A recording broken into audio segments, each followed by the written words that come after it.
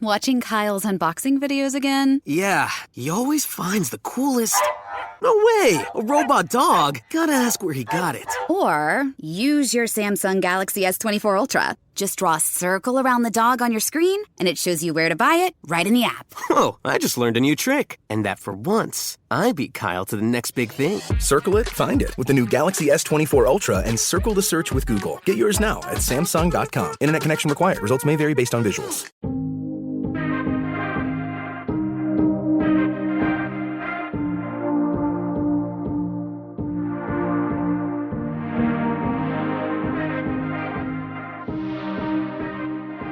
Well, I've heard from parents that have 4 or 5 children, all under 10, some of them going to different schools in different grades, all with different curriculum and protocols, and they've only got one computer. YouTube is your best friend. For parents, it can be really intimidating. Leave your guilt at the door. What would you say to the parents if they were getting ready to undertake this homeschooling? What would you include?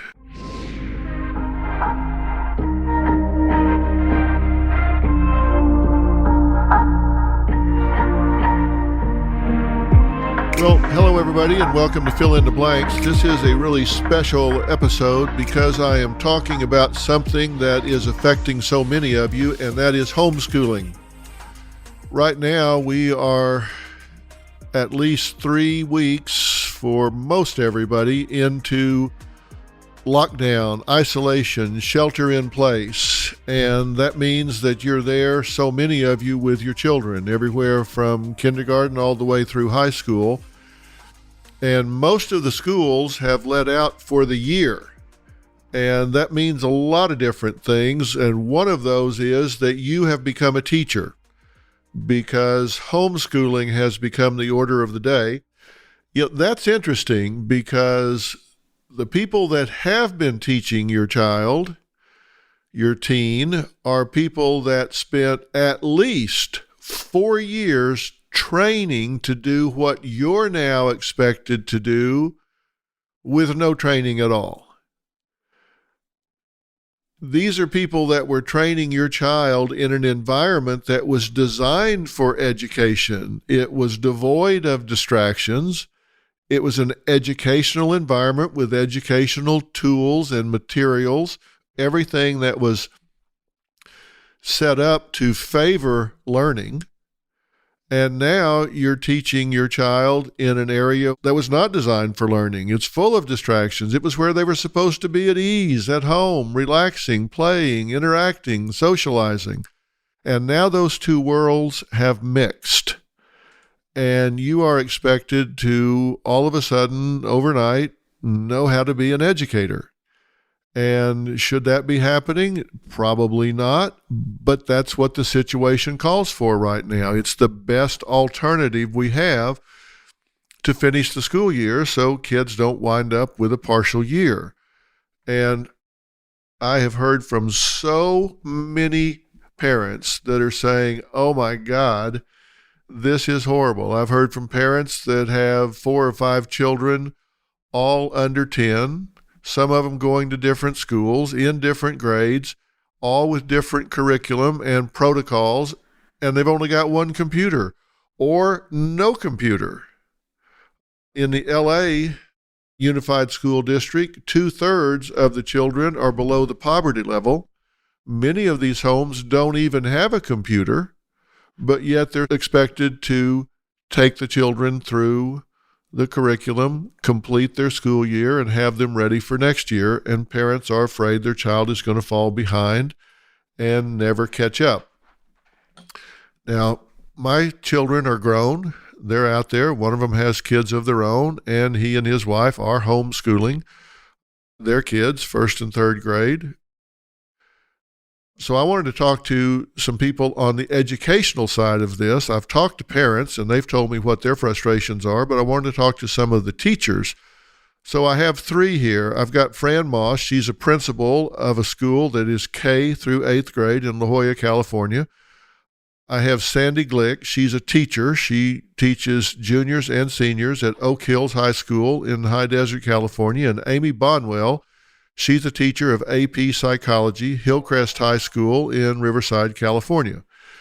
So these three are joining me today and hopefully are going to talk to us about how you guys can maximize your homeschooling, minimize the distractions, and get your kids as ready as possible for next year. So Fran, Sandy, Amy, I welcome all of you. We're on Zoom, so that means not everybody can talk at once, but I do want to have a conversation. Let me just start with you, Fran. I want to talk about some of the challenges. You were on a show the other day, and I was so impressed with everything you had to say that I had them, before you could even hang up, invite you to be on this podcast. So thank you for being here. Thank you very much. That's nice to hear, especially coming from you. Thank you. Well, Fran, where's your Dr. Phil mug? I want to see. They tell me you drink out of a Dr. Phil mug every day. I want to see it. You got it there? Okay. All right. There it is. And it has coffee in it, not wine. Not yet. Okay. All right. Listen, you understand what these parents are up against. These parents are not professional teachers. And the schools, I have looked at some of the outlines, the curriculum that the school has given the parents, and they are very impressive. They put the dots close together. They've made it very clear what is expected. So I think they've done a good job of giving the parents tools to work with. But what are the biggest challenges you're hearing from the parents? What's their biggest frustration? They're exhausted. They're frustrated. And they're overwhelmed. Those are the best way I can explain it. They love their children. Their children respect them as parents, but they don't respect them as teachers, unfortunately. They have different people with their teachers than they do with their parents. Is this a scheduled situation where the kids are supposed to plug in at, say, 8:30 or 9 o'clock and complete work in a certain timeline? Or is it just, here's the work, get it done during the day sometime? They do have scheduled Zoom meetings because our teachers are working together at our school, as are in a lot of the other schools, I'm sure, to make sure if you have multiple students in a home that there aren't conflicting Zoom meetings in case there's a problem with devices. So some kids might have to check into a Zoom meeting at 8 o'clock. Some might not have to until 10 o'clock. And then they receive instruction. And then they have assignments, and they get some of those assignments aren't due till the end of the week. Some are going to be open-ended. Some are done right there at the Zoom classroom. It's a very flexible type of classroom setting, and it just depends on the teacher. The teachers will set them up whoever best fits the needs of their class. Yeah. Sandy, what are you hearing from your family, students and parents? What are you hearing from them in terms of their biggest challenges and frustrations? I would say that my students are all high school kids, so we have a lot of face-to-face interaction. The struggles that I'm hearing is that they don't have that emotional connection. They know they're going to see me at 10 o'clock, and now they can't see me at all. When they, going through something, not always educational, but personal, they have that person there for them. They're pretty prepared, in my eyes, for this online, especially in my class. They're on homeschool now. Do you still talk to your students? Do you talk to the parents, or do you just look over the submissions that come in online? My phone is open 24/7. So I talk to my students all day long and parents. I use the Google Meets, and I've had a few discussions with parents of students if they're not turning in their work, or just to let them know that I'm here if they need me. What do you talk to them about? You say you're on the phone all day long. What are you talking about? Are you talking about school work, or are you talking about other things? Or are you talking about how to teach? What are you talking about? Well, a little bit of both. If a student is struggling on one of my discussion questions, I'll help them out. But I did have a student contact me the other day, and she says she misses the conversations with me because sometimes, I guess, at home, she's not able to open up. And with me, she's able to. And she says, I need that to get through my year. Yeah. And do you talk to the parents much? Not to her parents, but to some of my other students' parents, yes, I do. Yeah. Now, Amy, you teach AP Psychology, so this is an advanced course in a very abstract area. Are you still interacting with your students, or is this pretty much a printed book learning experience for them? Because I can't imagine that parents would be really prepared to teach an AP psychology course. Absolutely, Dr. Phil. I definitely see that the parents struggle already throughout the year, just making sure that they know where their students are, where they're supposed to be, how they can support them. And through this process, I've noticed a lot of the parents, also reasonably so, are worried. A lot of money that they may have invested into multiple students at the school for AP testing and other testing that would ultimately lead to, their college admissions. And it's just a really unique time, especially for our juniors and seniors with that. They're losing a lot of their social activities in addition to prepping for these tests, which they already were worried about. And the AP programs changed quite a bit to try to keep up with all of this as well. So some teachers have taught all of the content for the year already. Others have only gotten to certain subjects and not others. And then College Board decides to cut certain content that won't be tested on now. So lots of changes that not only the teachers are trying to adapt to and put into words for parents and teachers that they can understand and prepare. It's just a very fluid situation right now. Well, Amy and Sandy, let me ask you two in particular, because you're dealing with the older kids.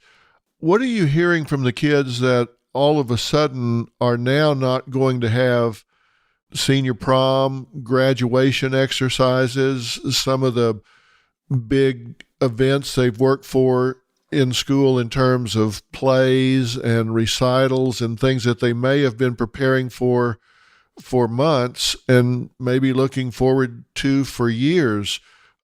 How are they handling the disappointment of those things not being able to actually transpire? Well, for my students, I do have quite a few that are involved in multiple activities.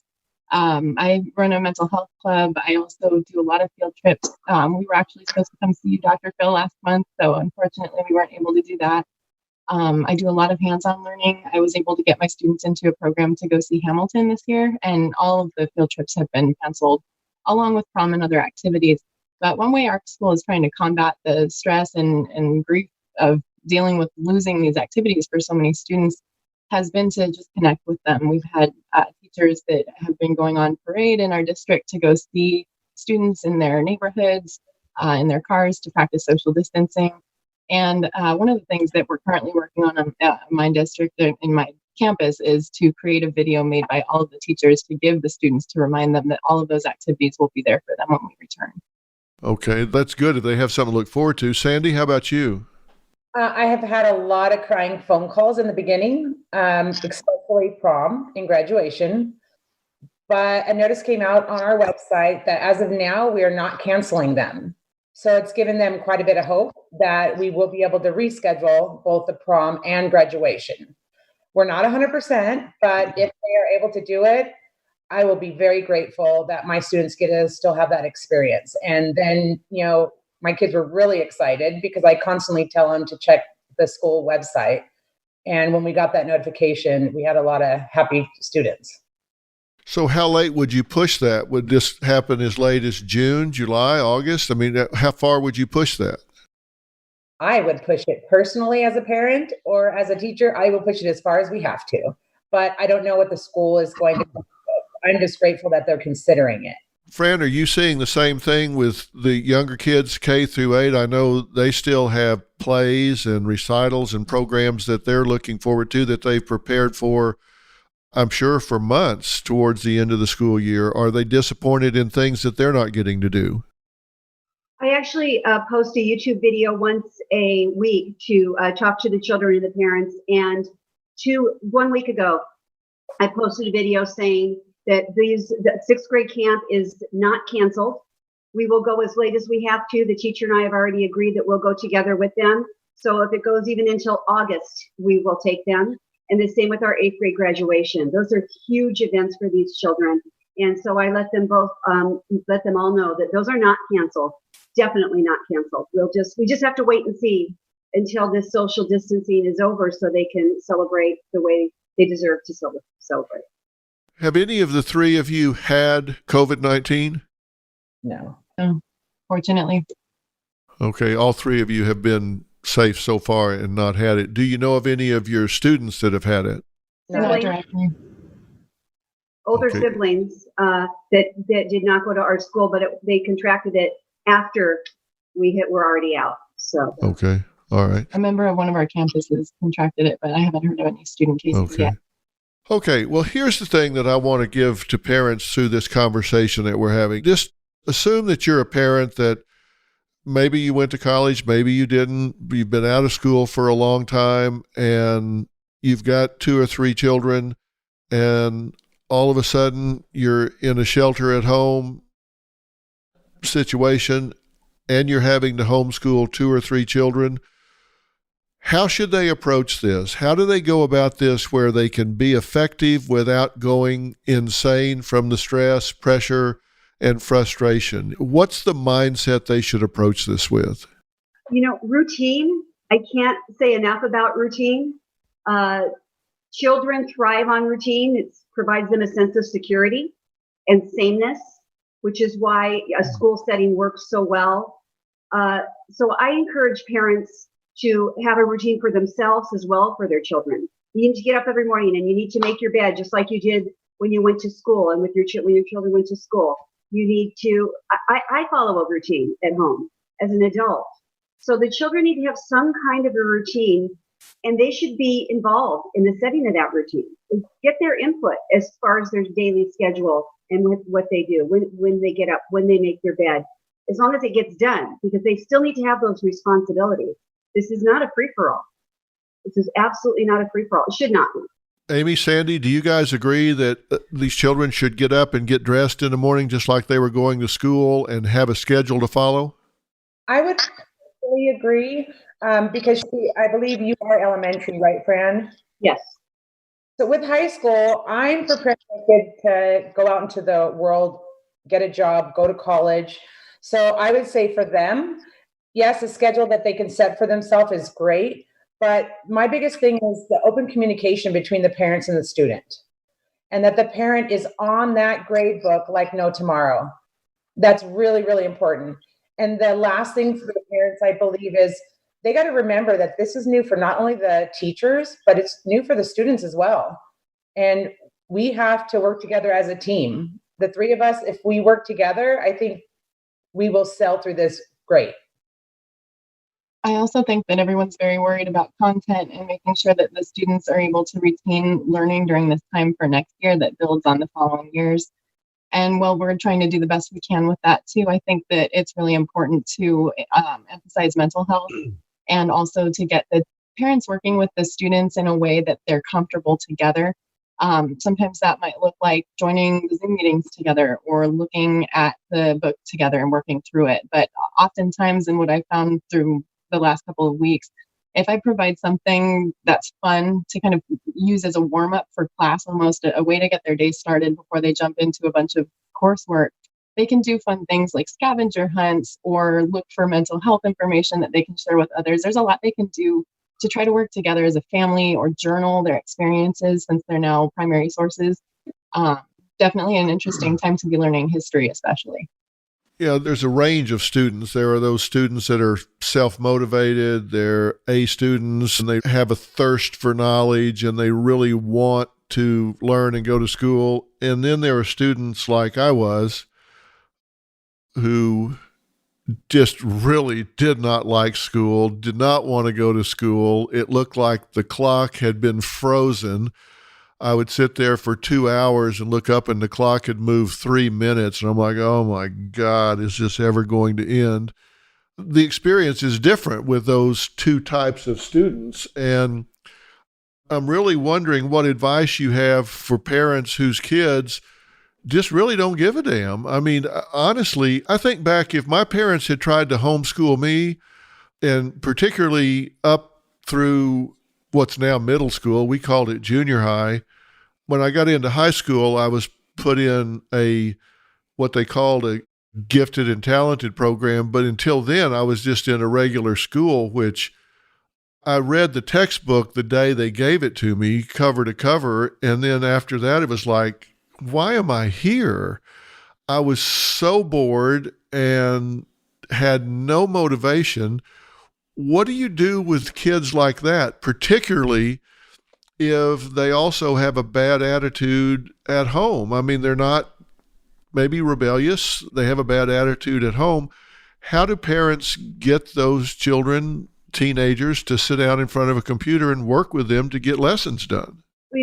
Dr. Phil, I taught both of my children when they were one in third grade and one in junior high. And the one in junior high was very much like what you were describing yourself as. And you realize, and as parents, you can't force it. You can't cram education down a child's throat. It's very social for them. The older they get, the more social it becomes. And these Zoom classes have been a godsend when they get to see their classmates, interact with their classmates. So providing some kind of social piece to that puzzle will help. And that's really over all the grades. Even the little TKers at our school, the 4-year-olds, love seeing their classmates on the screen. So I think making sure you have that ability for them to encounter their classmates and their teacher on a regular basis will help. I wasn't thinking about that. So when you're in these Zoom sessions, there are other students in the same period. So if you're on at like 9 o'clock, there are a lot of students in that same session at 9 o'clock, right? Yes. Is that true with you guys as well, Amy, Sandy? Same for me. Yeah, we use Google Meet and there's a grid and they can all see each other. We used it for a staff meeting last week too. There were about 90 teachers trying to squeeze into one screen. Yeah. Same here. And how long do you recommend a student be engaged in a lesson at a given time? 45 minutes, an hour, 30 minutes? How long should a parent expect a student to stay hooked up to completing an assignment?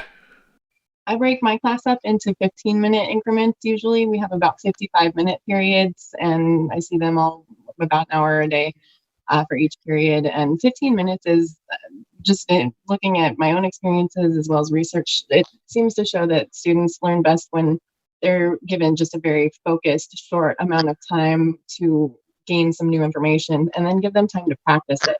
So if a parent expects a student to sit there for 7 hours plugging away at a computer, it's not going to be practical, and the teachers don't expect it either. So you do 15 minutes focused on new material, then what do you do for the next 10 or 15 minutes?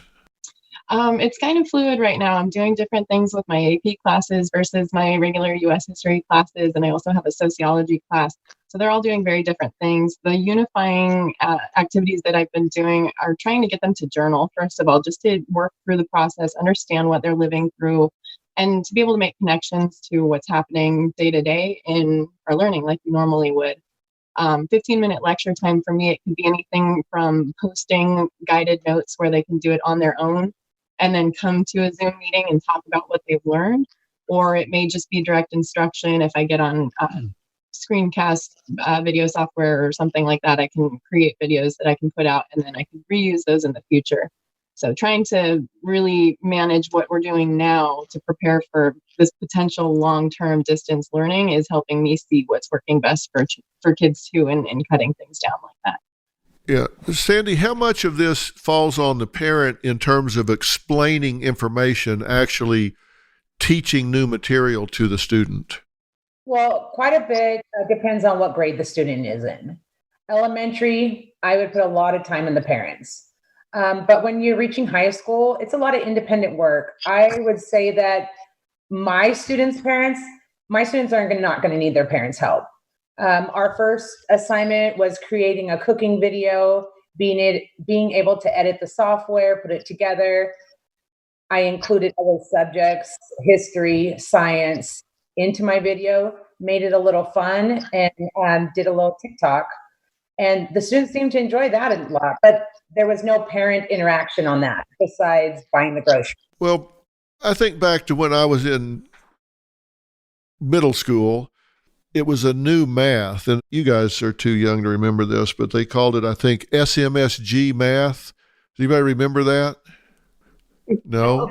Okay. Well, it was called SMSG math. It was a new math back in the olden times, and I bring this book home and show it to my parents, And they just gave me this steer-headed look, just like, "Mrr."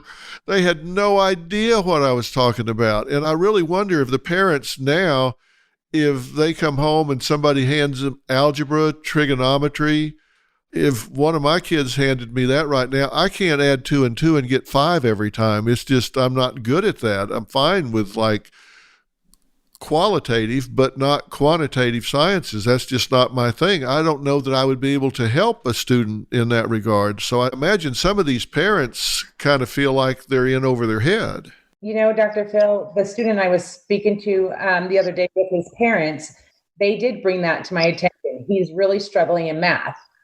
And my suggestion to him was, YouTube is your best friend. On YouTube, you can put in a problem, and a lot of professors will be on there doing their videos, explaining it detail by detail. My daughter used the same thing that is in college, and it's helped her a ton. Well, that's a good idea. Parents can, if they're stuck, you can find anything on YouTube, from how to make oatmeal to changing a tire, right?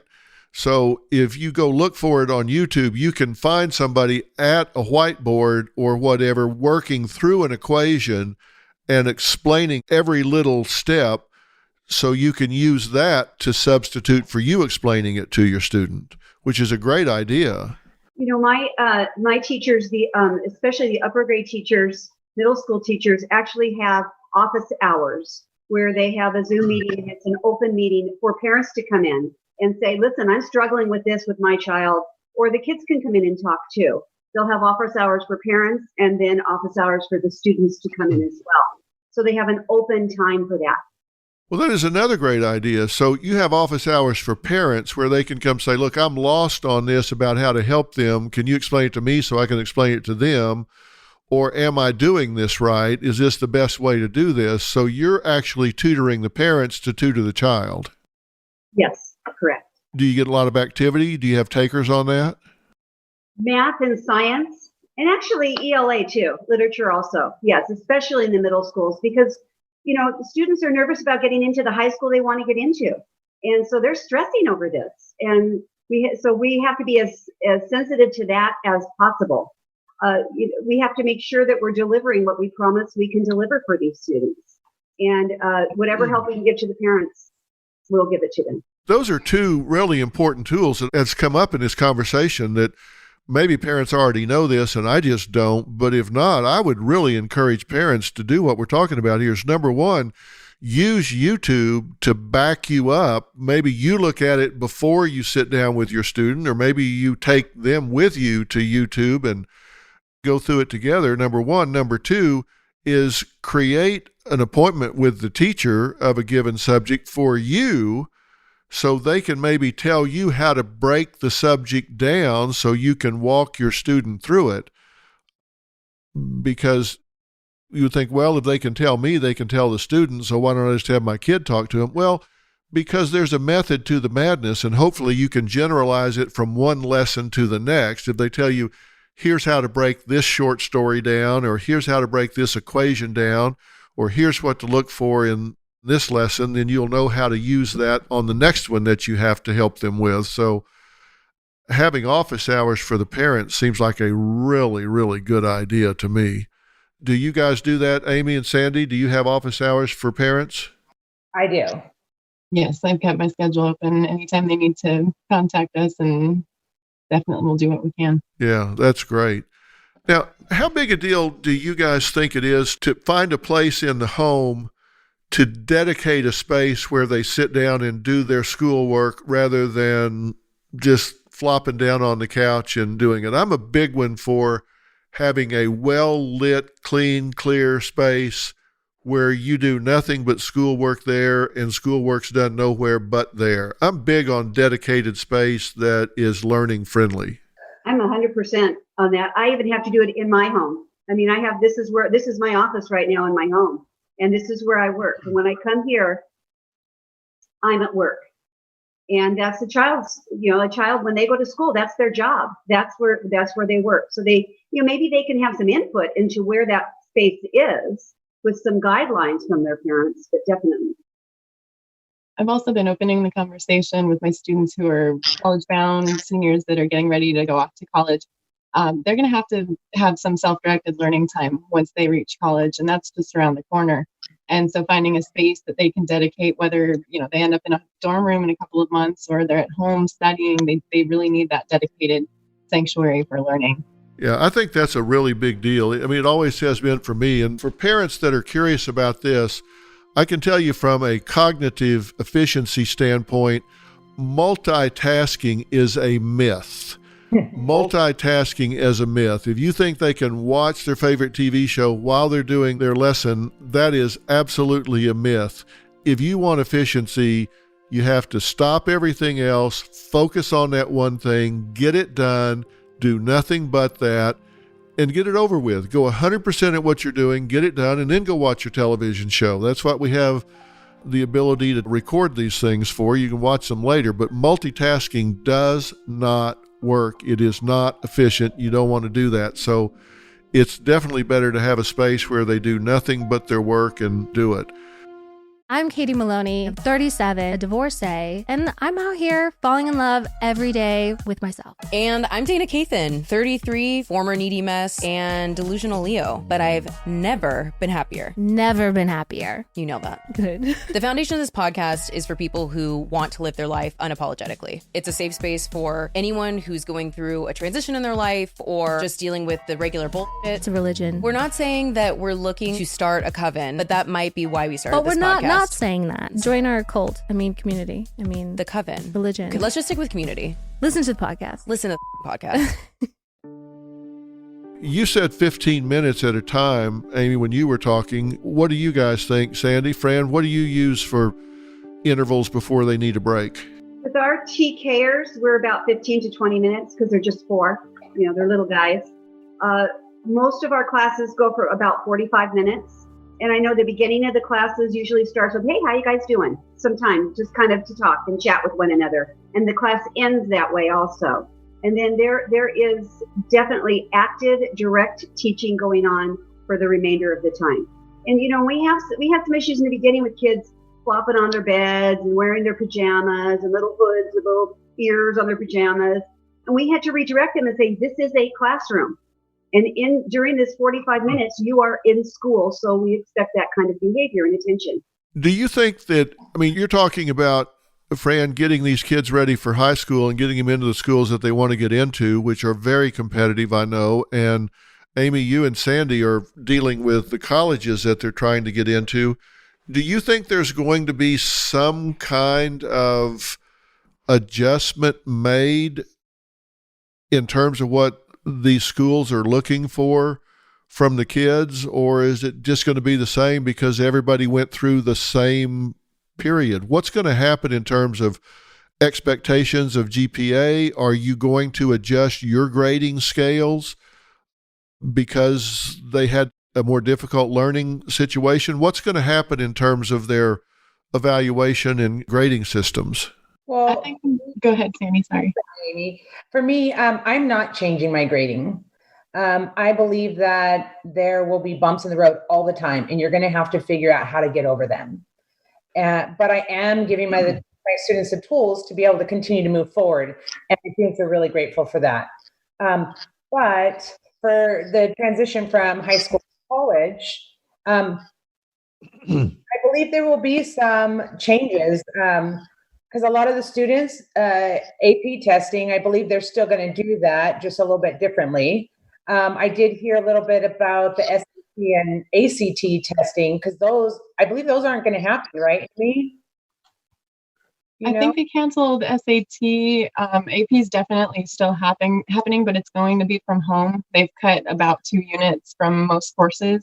And instead of multiple choice and a written response, they'll be doing all written response, and they get a shorter period of time to do it. But it's open book. It would never have been like that otherwise in college. Exactly. In the college, I believe they are waiving the SATs for those certain students, correct?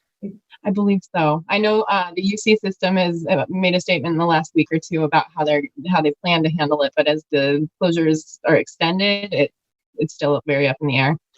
And for us, for our high schools here in San Diego that some of the students are trying to get into, The HSPTs were given in January. So luckily those were already, had those already completed. So that's kind of a non-entity as far as the entrance exams go. And California state testing is canceled for this year. Oh, okay. That's good. Well, now, talk to me about this. I just said that I believe it is about 2/3 of the LA Unified School District is below the poverty level. And a lot of those homes don't have computers. They don't have laptops. So they don't have online learning capabilities. So they're having to do this with a printed curriculum that they get from the school. And the parents are not as educated as some of the other parents might be. What do you say to those parents about getting their child ready for the next grade? Because I've always said our job as parents is to prepare the child for the next level of life. And here we've got children that perhaps we're really relying on the school lunch program and all for food, and now that's gone away. So they're now relying on other programs like Feeding America and different programs to deliver meals to the home. They don't have the equipment that other students might have, but they're yet still expected to complete the work and be prepared for the next grade. How do you deal with that as a parent? I would say keep communicating with the schools and the districts. They're really providing a lot of things that parents aren't aware are there. They're keeping a lot of the websites for the district updated. Our district decided to hand out lunch every day, not just to our students, but any student under 18 that shows up. They're taking special precautions to make sure that that's done safely. They've done, our principal required that we made packets for our students that could be picked up at the school in case they cannot get online. We're almost 1-to-1 on technology with laptops in our district. We don't have the students taking them home and checking them out previous to the closure, but now we're actually allowing them to come to the school on scheduled days and pick up laptops, multiple if they need, I believe, if they have multiple students in the household as well. Well, that's We've also been lending Chromebooks out to our families that don't have enough devices for their students, their children to be using. I know San Diego Unified is also giving out meals, breakfasts and lunches to children still as well. Same with Area Unified. We are supplying lunches, and all of our students are supplied with Chromebooks. Okay, so they all have a device to work from in your district? Yes. Uh-huh. On a wider scale too, like Spectrum Internet was offering free service to anyone who needed it during this time period so students could continue learning. Okay, so this is so valuable. I'm so glad to hear this. So we have providers that are providing internet access, and the schools are providing notebooks of some sort, Chromebooks or whatever for the student to take home. So if they're willing to take the initiative to find out what the school has available, to get the equipment, to find out where they can register for internet, et cetera, if a parent is tenacious enough, they can get some type of computer, some type of internet access, get into a school portal to have access to a teacher to help them to do what they need to do. They're not out there on their own if they'll take the initiative to find out what the resources are. You know, Even the textbook it's all about communication again.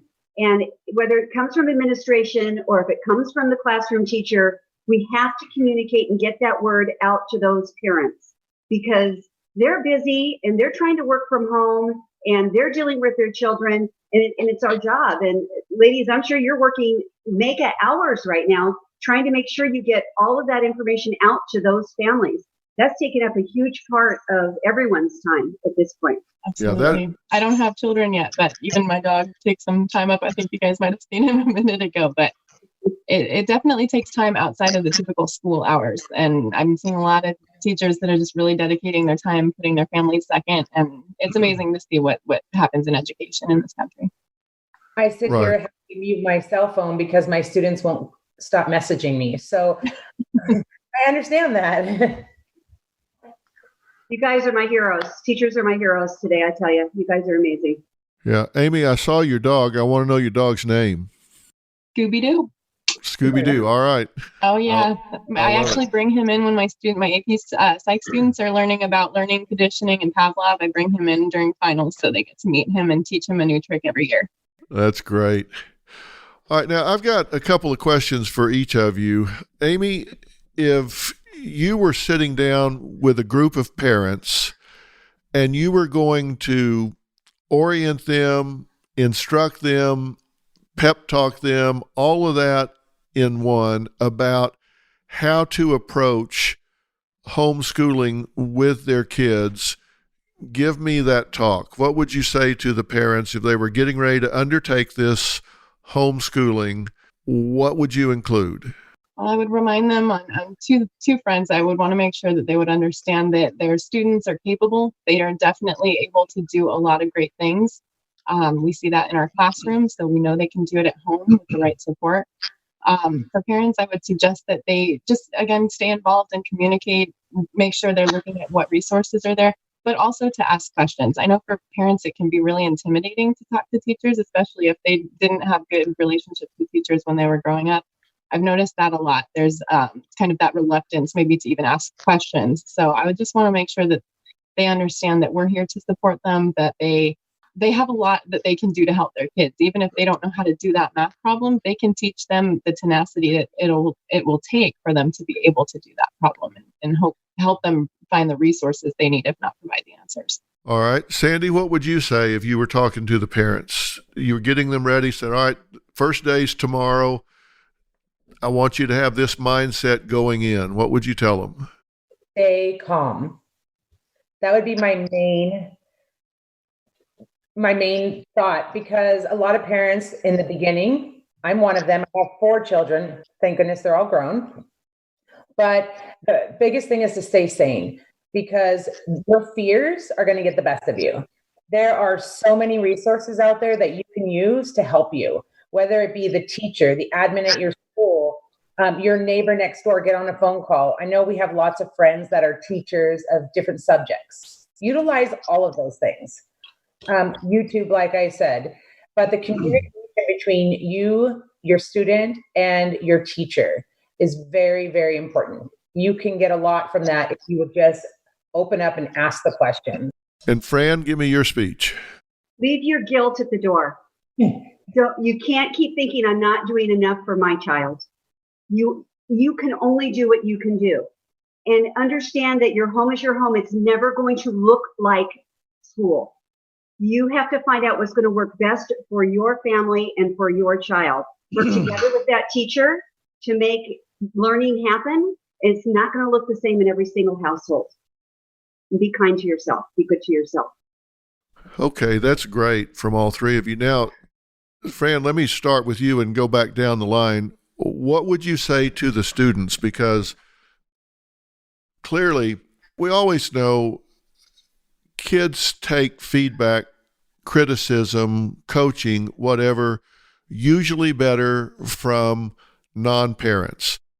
A neighbor, a teacher, a coach can tell a child something and it lands a lot better than coming from a parent, just because of the familiarity and the closeness and all.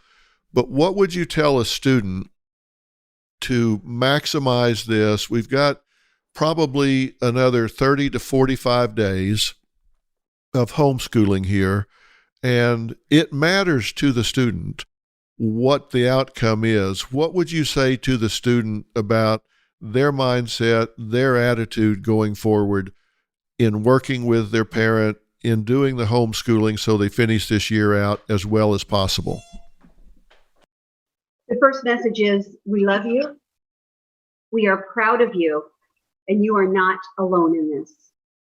And it's so important that they understand that we are proud of everything they've accomplished so far. They are not alone is huge, because they feel they are physically alone at this point, ostracized from their classmates. So knowing that we're proud of them, knowing that they're supported by us in whatever way they need, and then knowing that we truly do care and love them. It's emotionally, that's the best thing we can do, to provide them with that emotional support. And Fran, is this As far as the mandate to all of your teachers, you're the principal, but as far as the mandate for all of your teachers, is everybody working from home? They're still putting in the same amount of time, hours, and have the same accessibility as if they were at school? Yes, actually more. The parents are emailing them at all hours of the night, and they are answering them. I don't expect them to answer them at all hours of the night, but teachers are a dedicated lot, and they do. Yeah, and I was giving you the lecture just a few days ago about sleeping with your phone and answering 24/7. So I know the teachers are going over and above. So, but I think that's a great message to the kids. Sandy, what would be your message for the next 45 days for these kids so the journey is as positive and productive as possible? I just had this conversation with my students and I told them, let's go out with a bang. We don't have much more time before you graduate. Let's prove to them that we can get through this with no issues, no problems. Those of you that have C's right now, we're going to make them A's, because right now you're going to prove yourself and you're going to fight and you're going to get through this because you know that I'm there for you. And that if you need me at any time, I'll be there for you. And I always end every conversation with my students telling them that I love them. And I'm guessing they respond well to that kind of message from you. They do. I think they do. Amy, what would be your message to the students to maximize this next 45 days?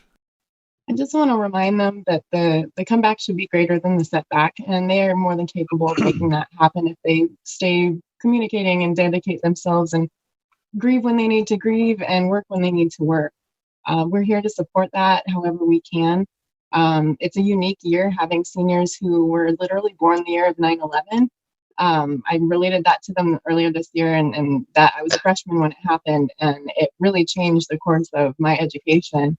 And it's affecting even them today. As a teacher now, I see how it affects them. And so I just wanted to remind them that they not only were born during an amazingly unique time in history, but now they're going out, like you said, Sandy, with a bang. Even though they're not getting the pomp and circumstance they deserve on time and scheduled, it will happen, and we'll make sure that it does. Yeah, that's a great observation. It is. My message to parents and kids alike is that never in the history of this country has this ever happened before. And I don't believe that crises make heroes. I don't believe that crises make goats or cowards. I think what crises do is reveal who we really are. And, it's like when Katrina hit in New Orleans, I was invited to come down there by the police chief and the fire chief because they were having a rash of suicides just within days of Katrina hitting down there because there was so much pressure on the first line responders. And so my airplane was the first one to get to land in New Orleans after Katrina. They literally cleaned the runway off so I could land there and come in. And down in that area, that ward where the waters were at Rooftop, there was an old man that lived down there that nobody ever knew. He was an African-American gentleman that lived down there for years and years. Nobody ever knew him. He didn't ever speak to anybody. And there were people drowning in there, and they were all on their rooftops. And this gentleman in his 60s swam to half a dozen different rooftops and got people off and literally pulled them to safety. And on his last trip to get someone, he drowned. And he saved like 9-10 people's lives down there and turned out to be a true hero that just sat on that corner in his house all those years and nobody knew it. And they said, what a hero he was in that situation. And the truth is, there was a hero living on that corner all of those years. He was just revealed when that happened. And when we get into unusual situations, it gives us the opportunity to show who we are, to really reveal who we are. And, I say to parents, you may never have a better opportunity to step up as a parent than you have right now, because your child is in an unusual situation. I mean, their school has closed down. They're not allowed to go to the building. They're not allowed to do the things that they would ordinarily do all the other years. And you have the opportunity to close that gap for them. You can be frustrated. You can be critical. You can lose your cool. You can criticize everything that they do and have a breakdown. Or you can say, you know what? This is a time that whatever my personality is, if it's perfectionistic or if it's intolerant or I tend to be explosive or whatever, this is a time that you can say, you know what? I need to put that aside because this isn't about me, it's about my child. And this is the time for me to put their needs ahead of my own. If I've never done that before, this is a time I can do that. And this is a time where 10 years from now, 15 years from now, they can look back and say, you know what? We might have had a rocky relationship, but when I got in that tight and I needed to get that year finished, all of a sudden, they changed. They stepped up and did what I needed to have done for me at that time. And I don't know what happened, but all of a sudden, the impatience went away, the criticism went away, the judgment went away, and they just hung in there with me, and they got that done with me for 45 days. And if you give that gift to your children, I can't tell you how much that will mean to them across time. And kids, I'm telling you, if you choose this to say, you know what, I can find excuses to slide or I can look for opportunities to shine, this is your chance to do that. No question there's less accountability here. There just is. I mean, you could say there's not, but there is. There's less accountability here because you're not in as structured an environment as you would. But you'll figure this out like I did in college. The day will come when you realize that you're going to school not for your parents, not for your teachers, but for you. Because in the not too distant future, you're going to be selling the information that you're now learning. You're going to be using this information to provide for your children and for yourself to determine your quality of life. You might as well come to that realization now. This information you're gaining, you're going to be selling in a competitive market very, very soon. So at some point, you're going to decide you're going to school for you, not anybody else. It might as well be now that you make that decision. So make it now. And I really encourage parents and students alike to get up every morning just like you did when we weren't in a lockdown situation. Get up, shower, groom, get dressed, just like you would if you were leaving the house to go to work or school, and conduct yourself as much that way as you can. Maintain as much normalcy and routine as you possibly can. If you would be at school at 8 o'clock or 8:15, be ready for school at 8 o'clock or 8:15. Go to an area in the house where you would do it. Get your books out. Do your work. Hold yourself to that standard, and you will be a whole lot better off. And parents, maintain that routine. You don't want to walk around looking like a slug, not shaving, not doing your hair, not getting dressed all day. Because if you do, when we finally end this and you have to transition back into the world, it's going to be more of a dramatic transition than if you spend every day getting up, getting dressed, grooming yourself, and acting the same way you did before. You don't want to go from 0 to 60. You want to go from 55 to 60.